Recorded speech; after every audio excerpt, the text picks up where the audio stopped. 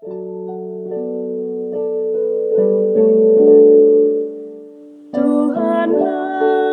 kekuatanku, Tuhanlah nyanyianku, Dialah keselamatanku.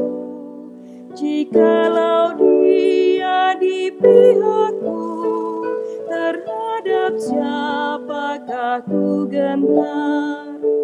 Tuhanlah kekuatanku, Tuhanlah nyanyianku, Dialah keselamatanku. Jikalau Dia di pihakku, terhadap siapakah ku gentar? Tuhanlah kekuatanku, Tuhanlah nyanyianku, Dialah keselamatanku. Jikalau Dia di pihakku, terhadap siapakah ku gentar? Tuhanlah kekuatanku, Tuhanlah nyanyianku, Dialah keselamatanku. Jikalau Dia di pihakku, terhadap siapakah ku gentar?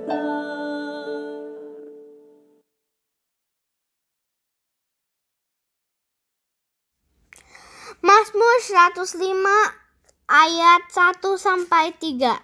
Puji-pujian atas segala perbuatan Allah di masa lampau. Bersyukurlah kepada Tuhan. Serukanlah namanya.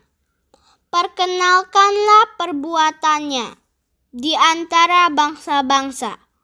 Bernyanyilah baginya. Bermazmurlah baginya. Percakapkanlah segala perbuatannya yang ajaib. Bermegahlah di dalam namanya yang kudus. Biarlah bersuka hati orang-orang yang mencari Tuhan. Selamat pagi Bapak Ibu sekalian. Bagaimana kabarnya hari ini? Saya berharap kita semua ada dalam keadaan yang sehat, yang penuh sukacita, dan kita merasakan ada damai sejahtera Tuhan melingkupi kehidupan kita. Saudara, kita akan bersama-sama mendengarkan firman Tuhan, namun sebelumnya saya mengajak kita bersatu di dalam doa. Mari saudara kita berdoa. Bapa dalam Tuhan Yesus Kristus, Allah yang sungguh baik, yang kami tahu bahwa di dalam perjalanan hidup kami, kasih setiamu tidak pernah berkesudahan, selalu melingkupi kehidupan kami. Oleh karena itu kami bersyukur Tuhan bahwa pada pagi hari ini kembali Tuhan boleh menyatakan firman-Mu kepada kami sekalian. Dan biarlah dengan penuh ketaatan kami boleh mendengarkan firman-Mu, menghayati dan memegang janji-janji-Mu sehingga kami meyakini bahwa di seluruh perjalanan hidup kami senantiasa beroleh keselamatan di dalam Tuhan. Terima kasih atas semua ini Bapa, ke dalam tangan-Mu kami berdoa. Amin. Saudara, pada pagi hari ini firman Tuhan terdapat di dalam kitab Ibrani pasalnya yang ke-11, ayatnya yang pertama sampai ketiga, dan dilanjutkan ayatnya yang ke-13 sampai 19. Demikianlah firman Tuhan. Iman adalah dasar dari segala sesuatu yang kita harapkan dan bukti dari segala sesuatu yang tidak kita lihat. Sebab oleh imanlah telah diberikan kesaksian kepada nenek moyang kita. Karena iman kita mengerti bahwa alam semesta telah dijadikan oleh firman Allah, sehingga apa yang kita lihat telah terjadi dari apa yang tidak dapat kita lihat. Dilanjutkan ayatnya yang ke-13. Dalam iman, mereka semua ini telah mati sebagai orang-orang yang tidak memperoleh apa yang dijanjikan itu, tetapi yang hanya dari jauh melihatnya dan melambai-lambai kepadanya, dan yang mengakui bahwa mereka adalah orang asing dan pendatang di bumi ini. Sebab mereka yang berkata demikian menyatakan bahwa mereka dengan rindu mencari suatu tanah air. Dan kalau sekiranya dalam hal itu mereka ingat akan tanah asal yang telah mereka tinggalkan, maka mereka cukup mempunyai kesempatan untuk pulang ke situ.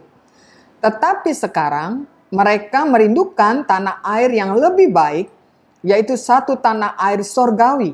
Sebab itu Allah tidak malu disebut Allah mereka, karena Ia telah mempersiapkan sebuah kota bagi mereka.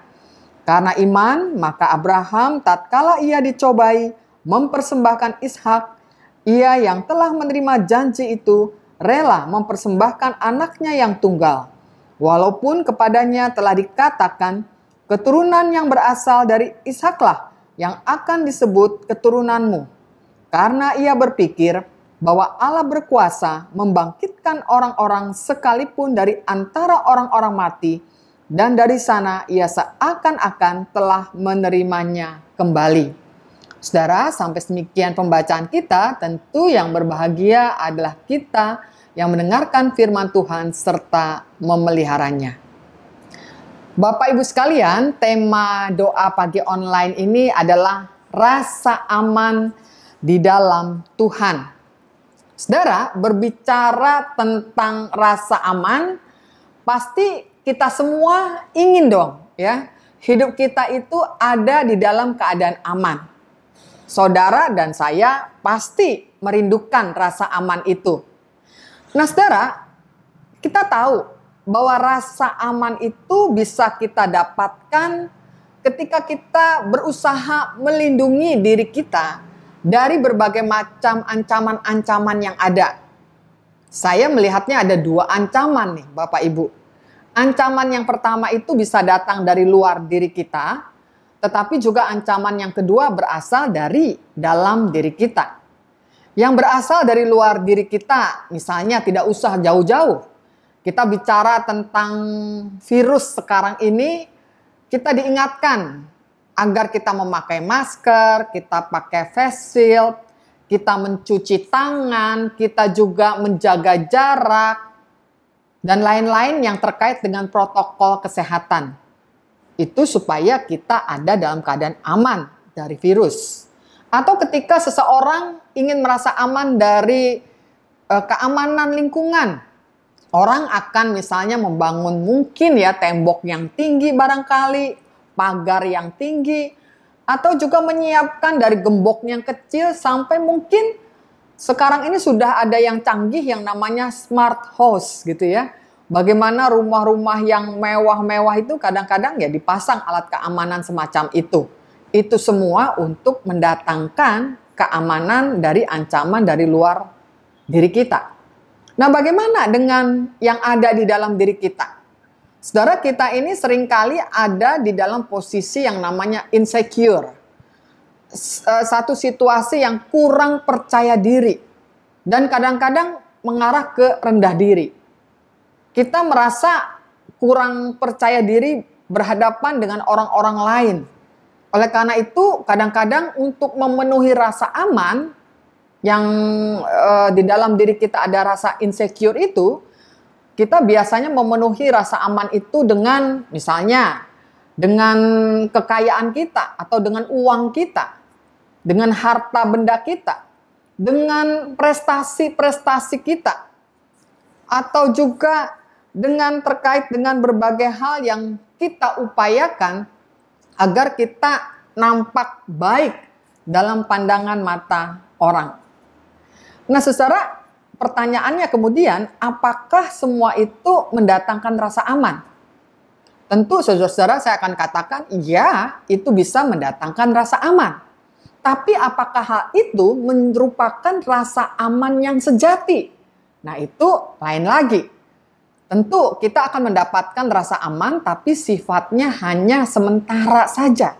Bukan rasa aman yang sejati, yang kekal, yang sebenarnya dibutuhkan hidup kita sebagai manusia. Nah, oleh karena itu, saudara, walaupun kita sudah memiliki pencapaian-pencapaian apapun dengan segala kerja keras dan perjuangan kita, mari posisikan segala apa yang kita dapatkan di dalam dunia ini untuk mendapatkan rasa aman itu hanya sementara dan bukan yang sejati. Lalu, dari mana yang sejati? Tentu tidak lain datang dari Tuhan. Dengan cara bagaimana?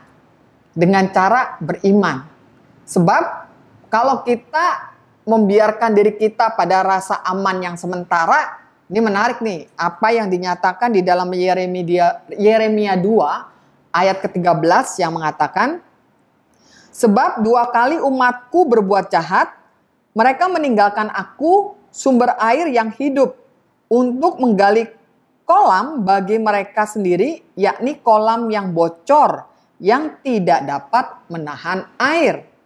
Jadi artinya saudara, kalau kita menaruh rasa aman kita pada benda-benda duniawi, hal-hal duniawi, itu seumpama yang dikatakan Yeremia di sini ibarat membuat kolam yang dindingnya bocor. Artinya Anda hanya selalu kembali merasa tidak puas, kurang ini, kurang itu. Dan ujung-ujungnya ketika kita mencari dengan perjuangan yang kadang-kadang melelahkan, kadang-kadang juga bisa membawa konflik demi perjuangan rasa aman itu, akhirnya saudara yang kita dapatkan hanya kekosongan, hanya kehampaan saja. Nah, oleh karena itu, mari saudara, kita mencari rasa aman yang sejati di dalam Tuhan dengan beriman. Nah, saudara, terkait dengan beriman ini menarik nih. Iman itu di dalam bahasa Ibraninya ada kata kerja yang namanya aman. Ya, jadi saudara perhatikan, orang beriman itu justru orang yang hidupnya aman. Jadi kalau saya dan saudara ingin aman, itu berarti kita harus sungguh-sungguh beriman. Nah, saudara, karena itulah kalau kita memperhatikan kata aman ini, nah kata aman ini saudara artinya adalah memegang teguh. Contohnya seperti seseorang yang berjanji, ya, atau memegang teguh perjanjian. Nah, berarti perjanjian itu adalah yang teguh dan yang kuat, ya, sehingga kita memegangnya. Nah, kalau ini dikaitkan dengan Allah, maka berarti kita menganggap Allah itu sebagai pegangan hidup kita, sebagai Allah yang kuat, Allah yang teguh. Ya, orang harus percaya sungguh-sungguh kepada Allah supaya kita merasakan ada kekuatan, keteguhan di dalam menghadapi setiap persoalan di dalam kehidupan kita. Nah, saudara, karena itu disinilah kita bisa belajar bagaimana kita melihat bahwa kehidupan kita itu senantiasa dipelihara dan dijaga oleh Tuhan. Seperti juga yang dialami oleh Abraham.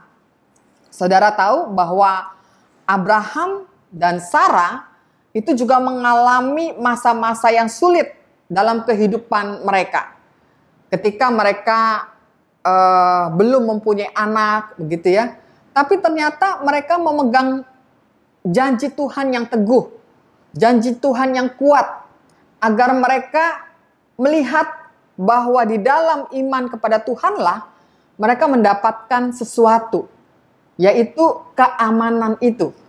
Nah, ini juga dikaitkan dengan apa yang dinyatakan di dalam kitab Ibrani pasal 11 ayat 13, bahwa Abraham dan Sarah itu menganggap dirinya di dalam dunia ini hanya sebagai seorang musafir, ya. Dia menganggap dirinya di dalam dunia ini, kalau kita kaitkan dengan musafir kan berarti orang yang tidak tinggal tetap di satu tempat, tetapi pada satu saat akan melanjutkan perjalanan. Nah, Abraham juga dalam kehidupannya dijanjikan Tuhan tentang kehidupan bahwa dia akan menerima tanah perjanjian dan dia akan menjadi bapak segala bangsa, memiliki bangsa yang besar dan lain sebagainya. Nah, di sanalah sebenarnya Abraham ini meyakini akan janji Tuhan itu. Tetapi apakah kemudian Abraham memiliki janji Tuhan itu? Ternyata tidak, saudara. Sebab dikatakan di dalam ayat ke-14, sebab mereka yang berkata demikian menyatakan bahwa mereka dengan rindu mencari suatu tanah air. Dan kalau sekiranya dalam hal itu mereka juga ingat akan tanah asal yang telah mereka tinggalkan, maka mereka cukup mempunyai kesempatan untuk pulang ke situ. Tetapi sekarang mereka merindukan tanah air yang lebih baik, yaitu tanah air sorgawi. Sebab itulah Allah tidak malu disebut Allah mereka, karena Ia telah mempersiapkan sebuah kota bagi mereka. Jadi artinya sepanjang kehidupan Abraham dan Sarah, mereka itu tidak mendapatkan tanah perjanjian itu. Tetapi itu bukan menjadi sesuatu yang membuat mereka tidak beriman. Mereka tetap mengimani, tetapi dengan cara yang berbeda. Bahwa mereka meyakini bahwa mereka akan menerima tanah perjanjian sorgawi. Jadi bukan tanah perjanjian duniawi. Ya, melampaui apa yang mereka pikirkan. Ya, ini sesuatu yang juga terkait dengan iman. Ya, iman itu melampaui segala apa yang menjadi batas-batas pemikiran kita sebagai manusia. Nah, oleh karena itu, itulah sebabnya di sepanjang perjalanan hidup mereka sebagai seorang dalam tanda kutip musafir tadi, mereka hanya menjadikan segala sesuatu di dalam dunia ini yang mereka terima itu hanya sebagai rasa aman yang sementara. Tetapi mereka belajar untuk meletakkan rasa aman yang sejati itu hanya di dalam Tuhan Yesus Kristus. Itulah sebabnya kalau ini dikaitkan dengan kehidupan kita di dalam dunia ini, saudara, mari kita juga belajar untuk meletakkan rasa aman yang sejati kita, yang terutama itu hanya di dalam Tuhan. Sehingga kita boleh menjalani hari-hari kehidupan ini bukan dengan kekhawatiran, bukan dengan ketakutan, tetapi dengan keberserahan penuh.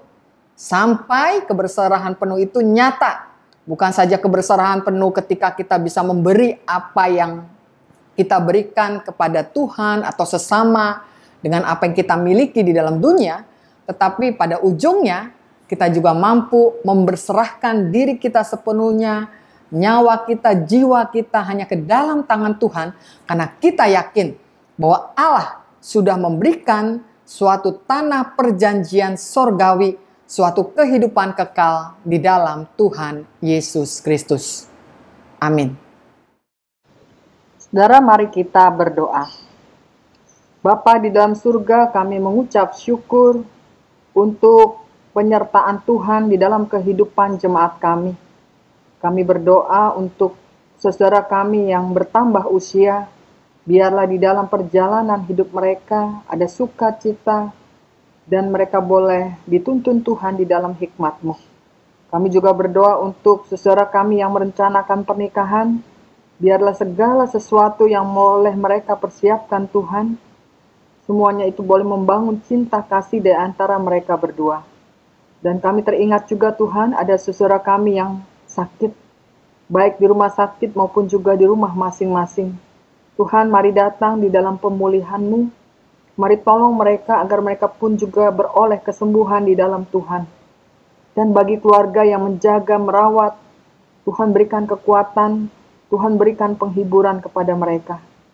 Kami juga berdoa saat ini Tuhan, untuk ibadah-ibadah streaming yang dilaksanakan oleh Pokja Multimedia. Tuhan berkati setiap pelayanan yang diberikan, sungguh boleh menambah kehidupan iman umat di tengah-tengah masa-masa pandemi saat ini. Biarlah melalui pelayanan yang diberikan, jemaat pun boleh menyambutnya secara positif. Kami juga berdoa ya Tuhan, untuk anak-anak kami yang masih dalam studi mereka secara online. Berikan mereka semangat belajar yang tinggi walau masih belajar secara online. Berikan orang tua juga kesabaran dan kemampuan di dalam mendidik anak-anak mereka di masa-masa pandemi ini. Karuniakanlah juga kepada mereka ya Tuhan, kecukupan kebutuhan hidup untuk menyekolahkan anak-anak mereka. Tuhan, kami juga ingin berdoa saat ini untuk guru-guru sekolah minggu dalam seluruh pelayanan mereka. Terima kasih Tuhan untuk kesetiaan mereka di dalam mengajar anak-anak kami. Biarlah anak-anak kami juga boleh tumbuh dalam spiritualitas yang baik melalui pelayanan dan pengajaran yang diberikan oleh guru-guru mereka. Tuhan, kami juga ingin berdoa untuk para pengerja kami, untuk para pengurus di badan-badan pelayanan jemaat maupun juga di pokja-pokja. Biarlah tangan kasih Tuhan yang boleh menyatukan kami sebagai satu tubuh Kristus dalam seluruh pelayanan yang boleh kami berikan. Sehingga kami percaya Tuhan bahwa dalam kesatuan pelayanan, maka jemaat Tuhan pun merasa dapat dipelihara imannya dengan baik. Tuhan, kami juga ingin berdoa untuk rapat-rapat BPMJ, PMJ, dan juga persiapan-persiapan masa-masa prapaskah dan juga paskah. Biarlah segala sesuatunya boleh berjalan dalam pimpinan Tuhan. Tuhan, kami juga teringat akan Lembaga Alkitab Indonesia yang Tuhan pakai untuk boleh mengabarkan Injil ke suku-suku terpencil. Biarlah Tuhan berkati setiap penerjemahan Alkitab dalam berbagai bahasa, sehingga membawa berkat bagi setiap yang mendengar firman-Mu, dan mereka boleh menerima Yesus Kristus sebagai Juru Selamat dalam hidup mereka. Ya Allah, di dalam Tuhan Yesus Kristus, terima kasih atas seluruh doa-doa yang boleh kami naikkan. Di dalam nama Tuhan Yesus Kristus kami berdoa dan mengucap syukur. Amin.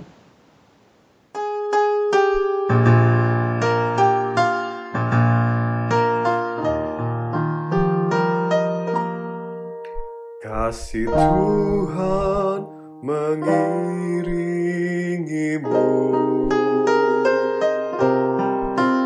dan sayapnya melindungimu.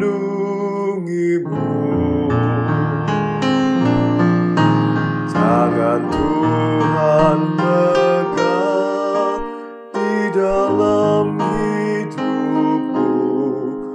Majulah